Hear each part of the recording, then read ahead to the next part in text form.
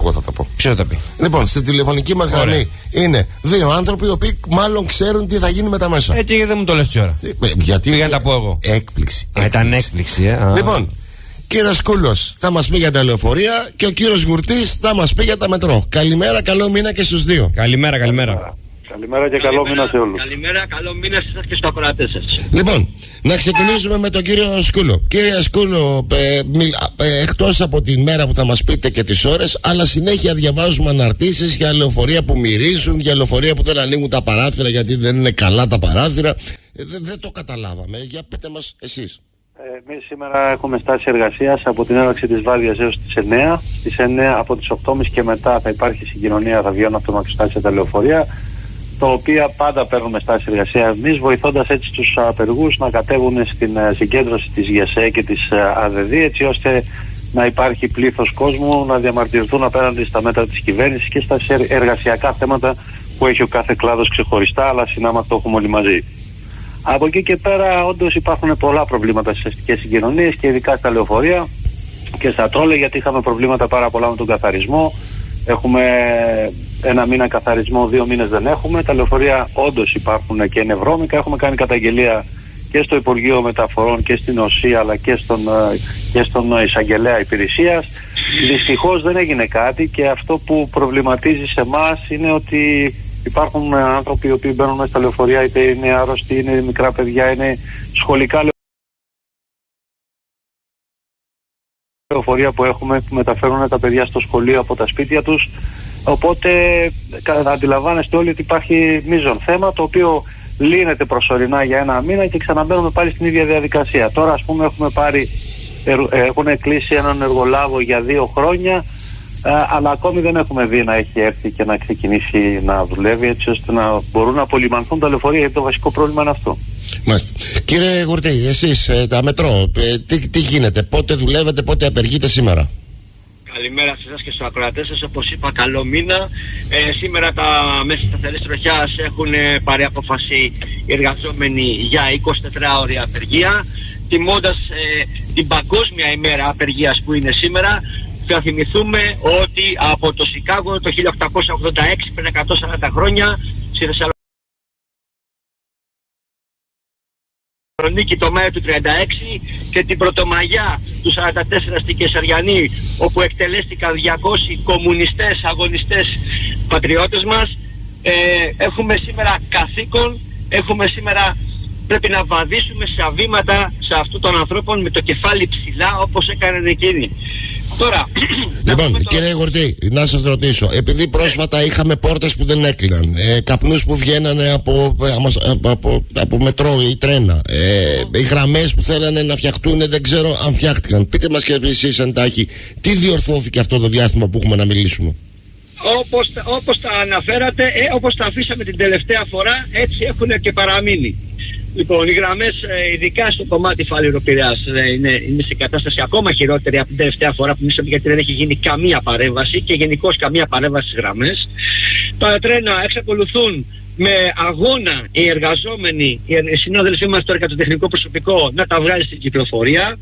Λοιπόν, τα προβλήματα συνεχίζουν να υπάρχουν. Και να πούμε και κάτι έτσι για να ξέρει και ο κόσμος. Δόθηκε προσφάτως εργολαβία περίπου 7 εκατομμυρίων ευρώ, πάνω από 7 εκατομμύρια θα βγει με το ΦΠΑ, εντάξει, για εργασίες που θα μπορούσαν να τις κάνουν εδώ πέρα μέσα και να μην έχουμε τέτοια έξοδα. Αυτό το ποσό αντικαθιστά σχεδόν τους μισθούς μας για το 13ο και 14ο που έχουμε έτοιμα αυτά εδώ και πολλά χρόνια να επανέλθει. Και δοθείς της ευκαιρίας, επειδή και η σύμβαση εργασίας των εργαζομένων έχει λήξει, μιλάμε τώρα, μας έφερα μια πρόταση εταιρεία με αυξήσεις κοροϊδία με 1 και 2% όταν ο ανεπίσημος πληθωρισμός είναι στο 10%. Δεν συζητάνε καθόλου για επαναφορά 13ου και 14ου μισθού που πρέπει να επανέλθουν, όπως παίρνουν και οι συνάδελφοί μας στον ιδιωτικό τομέα και καλώς το παίρνουν. Όπως επίσης και την αναγνώριση της προϋπηρεσίας, διότι έρχονται συνάδελφοι νέοι να δουλέψουν. Μια ανωτελεία, κύριε Γουρτή, μισό λεπτό. Να γυρίσουμε λίγο στον κύριο Σκούλο. Κύριε Σκούλο, εδώ βλέπουμε και οι ακροατές που μας στέλνουν μηνύματα ότι έχουν δει οδηγούς να καθαρίζουν λεωφορεία. Ναι, ισχύει αυτό. Και τώρα μας λέτε ότι ένας εργολάβος έκλεισε τη δουλειά και περιμένουν να δούμε πότε θα έρθει. Ακριβώς. Ο οποίος γνωρίζεται αν έχει υπογράψει, αν πληρώνει, αν έχει στείλει τιμολόγια δηλαδή. Δεν έχει ξεκινήσει ακόμη. Συνεχίζει το πρόβλημα να υπάρχει.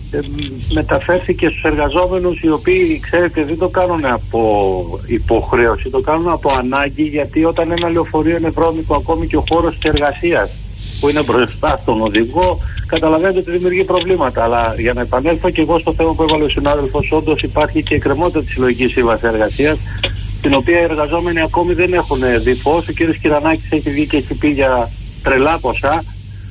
Λέει ανακρίβειες στο ότι νομοθετεί σε 150 ευρώ για τους εργαζόμενους. Δεν μπορεί να νομοθετήσει βάσει το ενιαίο μισθολογείο, αλλά μπορεί να πει μέσα από τη σύμβαση ένα μίσθωμα για τους εργαζόμενους επιπλέον από το ενιαίο μισθολόγιο.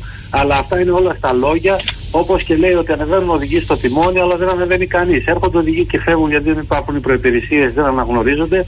Και αυτό το πρόβλημα συνεχίζεται. Όσα λεωφορεία και αν έχουμε, όταν δεν έχουμε προσωπικό να τα οδηγήσει, είμαστε τον ίδιο παρονομαστή. Κύριε Σκύλο, τώρα με την καινούργια γραμμή που πραγματικά βοηθάει, γιατί είχαμε προχθές τον δήμαρχο του Οροπού, Κηφισιά Οροπός, που το έχω πει πολλές φορές, η Λούτσα είχε από το 60 αστικό λεωφορείο, η υπόλοιπη ανατολική μεριά δεν είχε ποτέ. Τώρα είναι η πρώτη. Πιστεύετε ότι θα έχει αλλαγές, θα υπάρξει κοινό που θα εξυπηρετηθεί?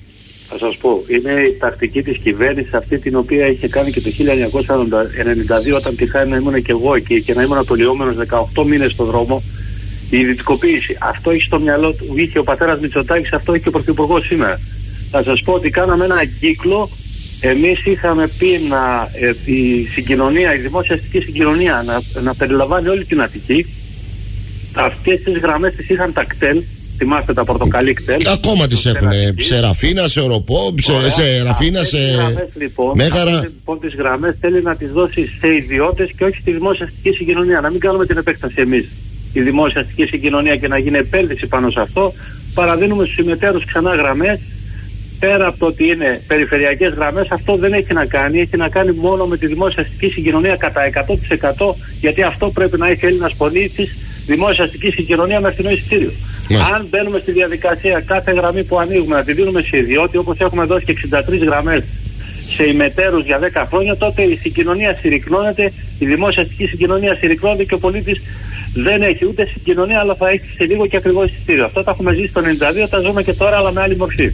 Μάλιστα. Κύριε Γουρτή, για να κλείσουμε και με εσάς, αυτό που διαμαρτύρεται ο κόσμος είναι το κατά πόσο έρχονται οι αμαξοστοιχίες, έρχονται στην ώρα τους ή έρχονται σε 4 λεπτά ή σε 5 λεπτά, και πόσο μαζεύεται ο κόσμος πια που ταλαιπωρείται και στο μετρό. Κοιτάξτε να δείτε, και τώρα με τον πόλεμο και την αύξηση της τιμής της βενζίνης, σίγουρα θα έχουμε, δεν το έχουμε καταμετρήσει προς το παρόν, σίγουρα υπάρχει επιβατική αύξηση, το βλέπουμε που λέμε με το μάτι. Από εκεί και πέρα δεν υπάρχουν τρένα, ειδικά στη γραμμή 1, αλλά και στο μετρό υπάρχουν πάρα πολλά προβλήματα. Δεν υπάρχει προσωπικό. Σας έχω ξαναπεί ότι περίπου οι κενές θέσεις εργασίας για μόνιμο προσωπικό, όχι με διάφορες θέσεις εργασίας, για μόνιμο προσωπικό αγγίζουν τις 1000. Λοιπόν, αν δεν πάρουμε ανθρώπους εδώ πέρα να έρθουν να δουλέψουν με καλό μισθό, με 13ο και 14ο, όπως θα έρχονται την ίδια μέρα θα φεύγουν. Αντιμετωπίζουμε και εμείς τα ίδια προβλήματα. Είναι η γενική πολιτική της κυβέρνησης και του Υπουργείου Μεταφορών για ιδιωτικοποίηση και εμπορευματοποίηση των συγκοινωνιών, όπου φέρνει αυτά τα αποτελέσματα που βλέπουμε. Και ένα νούμερο θα σας πω μόνο έτσι για να ακούσουν οι ακροατές μας. Και να κλείσουμε με αυτό. Ναι, βεβαίως. Τον τελευταίο μήνα, για να δείτε μερικά πράγματα πως είναι δύο κόσμοι σε σύγκρουση. Τον πρώτο μήνα του πολέμου, οι μεγάλες εταιρείες πετρελοειδών κατέγραφαν 8.500 τζίρο το δευτερόλεπτο, 8.500 τζίρο το δευτερόλεπτο, τη στιγμή που ένας εργαζόμενος με βασικό μισθό παίρνει 9.000 με 9.500 το χρόνο. Αυτό και μόνο φτάνει για να καταλάβουμε την αντίθεση μεταξύ του συστήματος του οποίου ζούμε τώρα και το οποίο πρέπει τελικά να το ανατρέψουμε, και σήμερα είναι μια πολύ καλή ημέρα να ξεκινήσουμε να σκεφτούμε πώς πρέπει να ζήσουμε οι άνθρωποι τον 21ο αιώνα. Λοιπόν, κύριε Γουρτή, εσείς στα μετρό... Θα ήθελα μια παρέμβαση να κάνω. Μισό λεπτό, να υποχαιρετήσω τον κύριο Γουρτή. Κύριε Γουρτή, εσείς σήμερα έχετε 24 ώρες απεργία, σωστά? Σωστά. Πολύ ωραία, να σας καλημερίσουμε και θα δούμε αύριο τα νεότερα και τα σπουδαιότερα μετά τη σημερινή μέρα. Κύριε Σκούλο, εσείς θα κάνετε την παρέμβασή σας. Κύριε Σκούλο, εσείς δουλεύετε μέχρι τις 9 σήμερα για να εξυπηρετήσετε το κοινό. Από τις 9 το πρωί έως 9 το βράδυ. Εκείνο που ήθελα να συμπληρώσω πέρα από τα προβλήματα που είπαμε πριν είναι ότι έχει ανοίξει ένας κύκλος ομηρίας εργαζομένων με πρόσληψη 8 μήνες συμβάσεις. Αυτό γίνεται για πρώτη φορά στη δημόσια συγκοινωνία και αυτό εμείς ως συνδικάτο είμαστε αντίθετοι, γιατί θέλουμε μόνιμο προσωπικό αορίστου χρόνου να έχει όλα τα δικαιώματα που έχουν οι εργαζόμενοι που είναι σε εμάς. Αυτό είναι ένα ξεκίνημα πάλι για να ελέγχουν τους εργαζόμενους, γιατί 8 μήνα συμβάσεις δεν είχαμε ποτέ εμείς. Εμείς αυτό που θέλουμε είναι εργαζόμενους αορίστου χρόνου. Μάλιστα. Λοιπόν, κύριε Σκούλο, κύριε Γουρτή, καλημέρα. Καλό μήνα να έχετε. Ευχαριστούμε πάρα πολύ. Καλή σας μέρα.